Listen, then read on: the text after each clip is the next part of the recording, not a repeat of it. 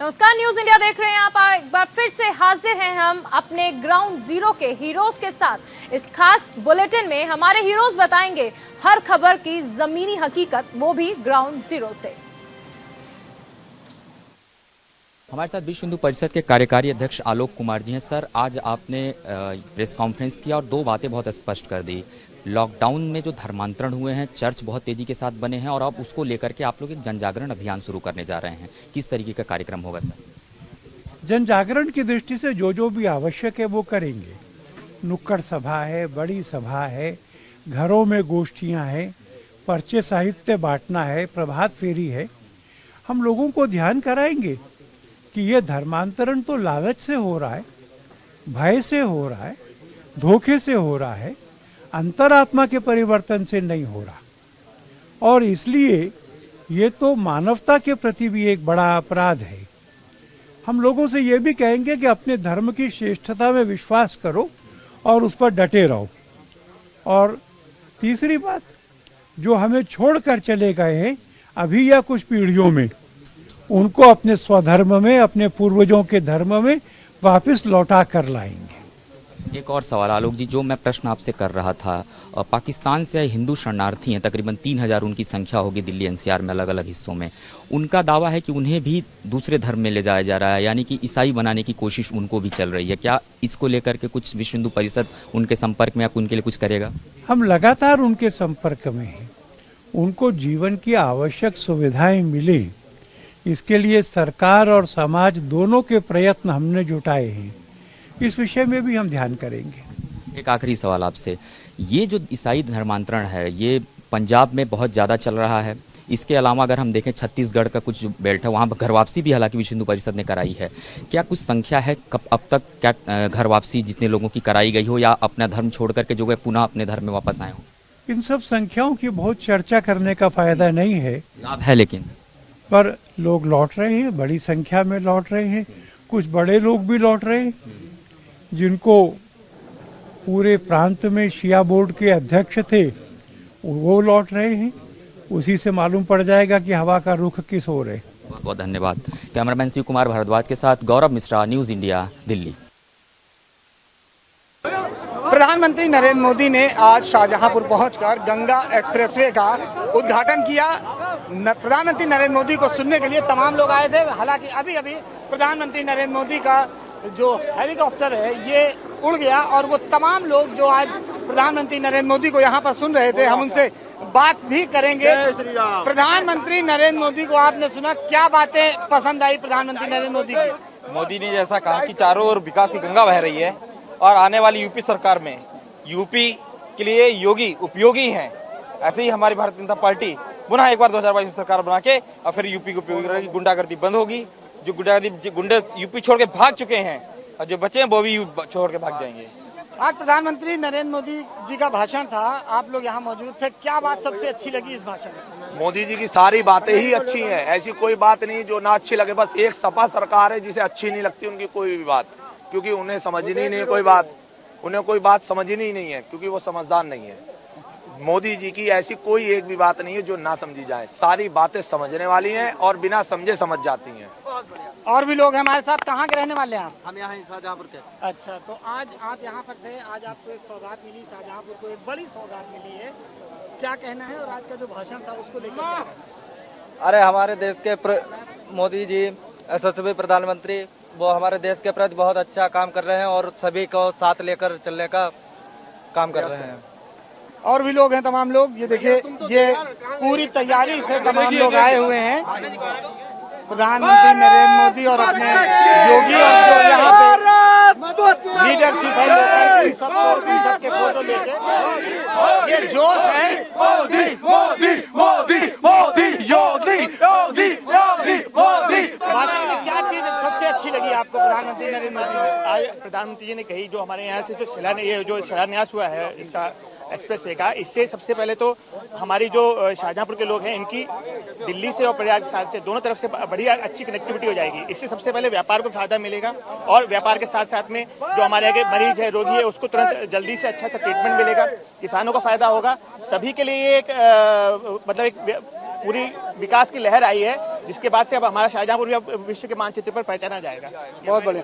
प्रधानमंत्री आज यहाँ पर थे और शाहजहांपुर को जो आज सौगात मिली है उससे शाहजहांपुर को क्या फायदा होगा आपको लगता है? शाहजहांपुर के आम जनता को और उत्तर प्रदेश की आम जनता को इससे बहुत बड़ा फायदा मिलने वाला है और 2022 में और 2027 में योगी जी की सरकार 300 पार फिर आएगी एक बार। जय जय श्री राम। पूर्व मुख्यमंत्री अखिलेश यादव ने कहा ये तो पूर्व की सरकारों ने इसको जो है शुरू किया था। डंके तो सब बजाते हैं, जो वहाँ पे झाड़ लेता है डंडा वही माना जाता है। अभी ऐसे तो सभी लोग बोल दे, ऐसे बोल दे ये मेरा है वो मेरा है, तो क्या उसका हो जाएगा? नहीं होगा। जिसने किया उसका है। मैं तो गर्व से कहती हूँ कि मोदी और योगी की राज में हूँ, क्योंकि उन्होंने तो खाली बोला है, ना तो मैंने लिखित देखा है, या तो वो दिखाए, ना तो उन्होंने लिखित दिखाया है ना बोला है। और हमारे तो लिखित दिखाया भी नहीं, बोला नहीं, कर दिखाया है। इस बारे में तो कोई दोहराया ही नहीं है। तो ये तमाम लोग जो आज प्रधानमंत्री नरेंद्र मोदी को सुनने आए थे, उन्होंने सुना और उनसे काफी प्रभावित भी हुए। हालांकि विकास की जो बात करी उससे सबसे ज्यादा लोग यहाँ पर प्रभावित। कैमरामैन सुंदरम के साथ R Mishra, News India, Lucknow. Rahul Bhasin जो कि समाजवादी पार्टी के फाइनेंसर है, इसके अलावा राजीव राय समाजवादी पार्टी के प्रवक्ता, इसके अलावा मनोज यादव जो मैनपुरी पे है और समाजवादी पार्टी के बड़े फाइनेंसर माना बताया जाता है, उसके घर भी रेड मड़ी हुई है। यही नहीं बल्कि उत्तर प्रदेश के पूर्व मुख्यमंत्री अखिलेश यादव के ओएसडी के घर जो नीतू यादव है उसके घर भी इनकम टैक्स के छापे चल रहे हैं। बताया जा रहा है कि इस छापेमारी में तमाम तरह के दस्तावेज बरामद किए गए हैं। वहीं समाजवादी पार्टी के मुखिया अखिलेश यादव ने रायबरेली दौरे पर एक प्रेस कॉन्फ्रेंस की और उस प्रेस कॉन्फ्रेंस में उन्होंने साफ तौर से कहा कि ये कोई पहली या नई बात नहीं है। समाजवादी पार्टी से भारतीय जनता पार्टी उसकी साइकिल रोक नहीं सकती है और सब बड़े नेता इस समय उत्तर प्रदेश का दौरा करेंगे। इनकम टैक्स के बाद सीबीआई और सीबीआई के बाद ईडी भी उत्तर प्रदेश का दौरा करेगी, लेकिन समाजवादी रथ को कोई रोक नहीं सकता है। समाजवादी पार्टी की साइकिल लगातार चलती रहेगी और 2022 में सरकार बनेगी। वहीं राजीव राय ने साफ तौर से इस रेड को पूरी तरह से राजनीतिक बताया है। अभिनव पांडे, न्यूज इंडिया, लखनऊ। राष्ट्रीय राजधानी दिल्ली के इंदिरा गांधी स्टेडियम के गेट नंबर 16 के बाहर आज सुबह एक भीषण सड़क हादसा हुआ, जिसमें एक ट्रक से कंटेनर जो है वो ओवर स्पीडिंग की वजह से जुदा हुआ और एक ऑटो पर जा गिरा। आप तस्वीरें देख पाएंगे, ये एक बहुत वजनी कंटेनर है जो कि एक ऑटो पर जा गिरा, जिसके बाद 4 लोगों की मौके पर ही मौत हो गई। ये तस्वीरें आप देखेंगे किस प्रकार से ऑटो जो है वो एकदम उसका चूरा चूरा हो गया था। तमाम जो कांच है वो यहाँ बिखरे हुए हैं, ऑटो के पार्ट्स बिखरे हुए हैं, ऑयल जो है ऑटो का वो निकल गया था। और ये कितना वजनी कंटेनर है, इस बात से आप अंदाजा लगा सकते हैं कि 2 हाइड्रोलिक क्रेन से भी ये कंटेनर नहीं उठा। एक साइड से इस कंटेनर को उठाया गया और ऑटो में जिन लोगों की मौत हुई उनको निकाला गया।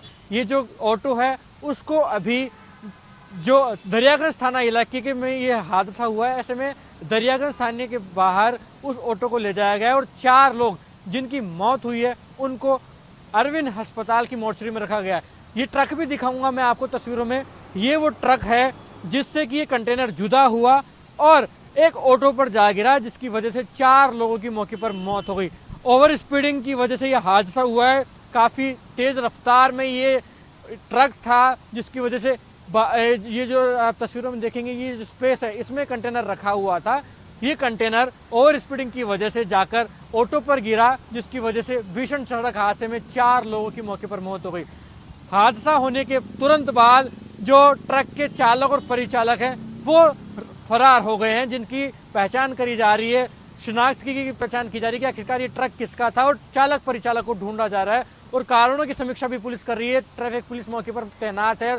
कारणों की समीक्षा की जा रही है कि आखिरकार किस प्रकार से ये भीषण सड़क हादसा हुआ और 4 लोगों की मौके पर मौत हो गई।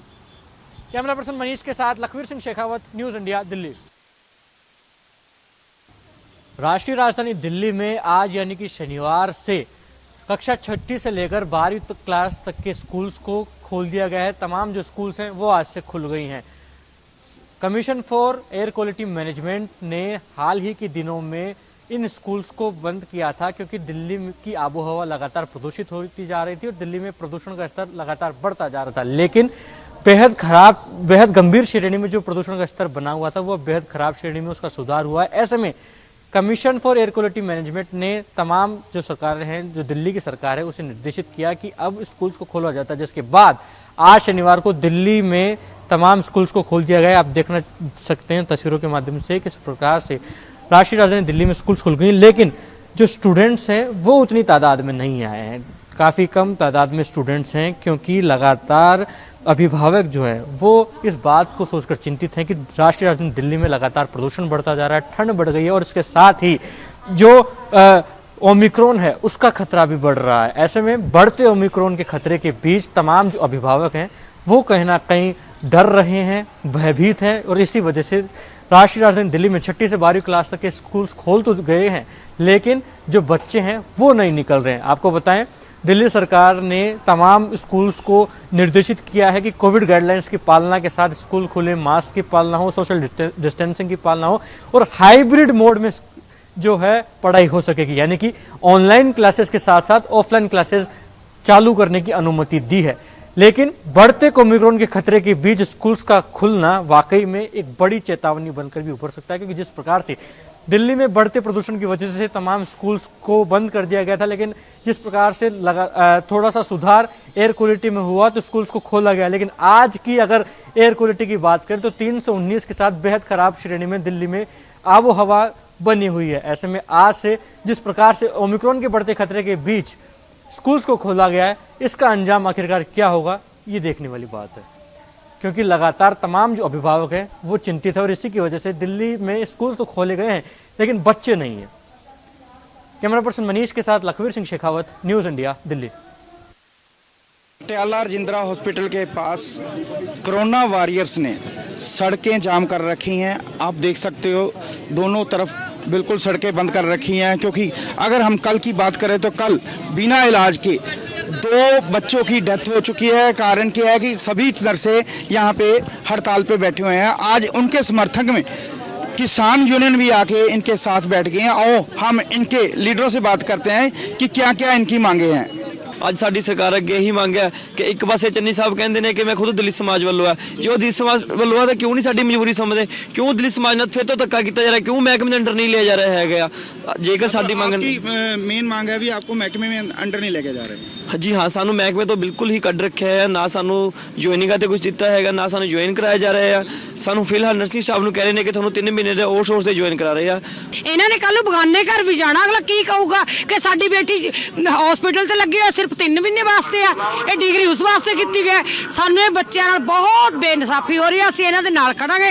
ਸਾਡਾ ਅੱਗੇ ਜਥਾ ਮਤਲਬ ਕ੍ਰਾਂਤੀਕਾਰੀ ਜਥੇਬੰਦੀ ਅੱਗੇ ਵਧੂਗੀ ਤੇ ਅੱਗੇ ਵੱਧ ਤੋਂ ਵੱਧ ਅਸੀਂ रोड जाम करेंगे। सो ये कोरोना वॉरियर थे, जब कोरोना पीक पे था तब इनकी भर्ती की गई थी, पर उसके बाद कोरोना खत्म होने के बाद ही इनको बाहर निकाल दिया गया। ये अपने पक्के होने की मांगों को लेकर अड़े हुए हैं। पटियाला से कैमरामैन साहिल के साथ जसबीर सिंह। उत्तराखंड मिशन 2022 में भारतीय जनता पार्टी जुट चुकी है। हालांकि लगातार ही भारतीय जनता पार्टी उत्तराखंड में चुनाव को लेकर युद्ध स्तर पर कार्य कर रही है। आज भारतीय जनता पार्टी द्वारा एक विजय संकल्प यात्रा का आयोजन किया गया है और इस वक्त हमारे साथ भारतीय जनता पार्टी के प्रदेश अध्यक्ष यानी मदन कौशिक जी मौजूद हैं। उनसे बात करते हैं किस तरह की तैयारियां हैं।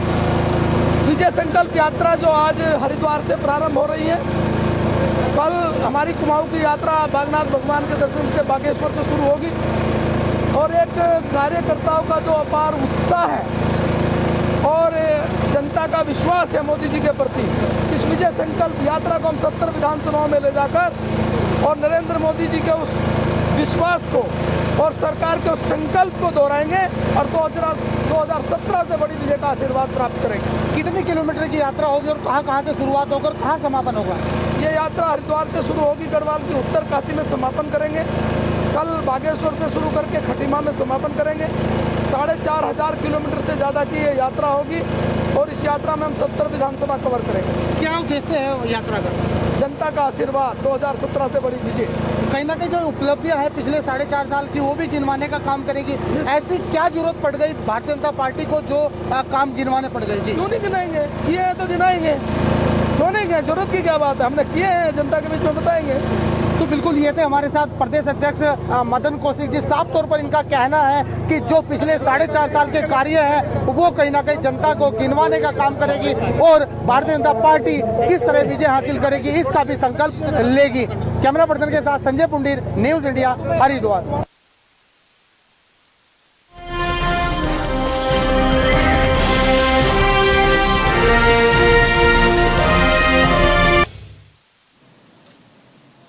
ब्रेक के बाद स्वागत है आपका। एक बार फिर से रुक करते हैं अपने ग्राउंड जीरो के हीरोज का। गैंगस्टर सुरेश पुजारी की गिरफ्तारी को महाराष्ट्र सरकार और महाराष्ट्र पुलिस अपनी बड़ी कामयाबी मान रही है। सुरेश पुजारी वो गैंगस्टर है जिसकी मॉडस ऑपरेंडी ने पुलिस के साथ साथ मुंबई और थाने के बिजनेसमैन और भवन निर्माताओं की नाक में दम कर रखा था। सुरेश पुजारी एक खास मॉडस ऑपरेंडी के तहत काम करता था। सबसे पहले उसके आदमी अपने टारगेट के पास जाते थे, एक पर्ची छोड़ते थे, उस पर एक नंबर लिखा होता था, वो इंटरनेशनल नंबर होता था जिस पर सुरेश पुजारी बात करता था। अगर कोई बात ना करे तो उसके ऊपर फायरिंग करवाई जाती थी। ये फायरिंग उसको मारने के लिए नहीं बल्कि डराने के लिए की जाती थी। न्यूज़ इंडिया के पास 2 एक्सक्लूसिव वीडियो लगे हैं। एक है ऑडियो वीडियो जिसके अंदर एक व्यवसायी को सुरेश पुजारी धमका रहा है और जब उसने फ़ोन करने से मना किया तो सुरेश पुजारी ने अपने आदमियों के तहत उस पर फायरिंग करवाई। ये भी एक्सक्लूसिव वीडियो हमारे पास है। सुरेश पुजारी के खिलाफ करीब 25 मामले दर्ज हैं जिनमें से 2 कर्नाटक में हैं, 2 मुंबई में और बाकी थाने डोंबिवली और कल्याण में। अब सुरेश पुजारी की गिरफ्तारी के बाद महाराष्ट्र ATS ने स्पेशल टीम बनाई है जो इस बात का गठन किया है कि जो इस बात का खुलासा करेगी कि और कौन कौन रवि पुजारी के राजदार हैं। आपको बता दें कि कई ऐसे अभी भी ऑडियो वीडियो हैं और एक्सक्लूसिव हैं हमारे पास जो इस बात का खुलासा करेंगे कि सुरेश पुजारी की मॉडस ऑपरेंडी कैसी थी और किस तरह से वो अपने टारगेट को धमकाता था। न्यूज़ इंडिया के लिए कैमरामैन बबलू राउत के साथ अरुण कौशिक।